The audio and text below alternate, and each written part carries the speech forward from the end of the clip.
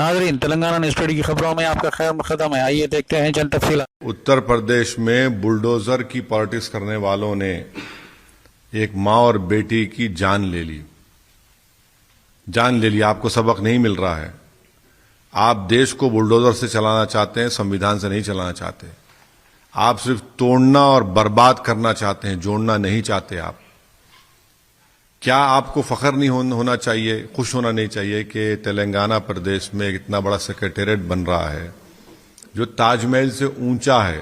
ताजमहल की खूबसूरती विश्व में किसी इमारत में नहीं आ सकती, और एक जगह पर पूरा मिनिस्ट्रीज होंगे, एडमिनिस्ट्रेशन होगा, गवर्नेंस अच्छा होगा। आप सिर्फ बर्बादी की बात करते हैं, आप जोड़ने की बात क्यों नहीं करते? सिर्फ बुलडोजर लगाएंगे, तोड़ देंगे, मिटा देंगे।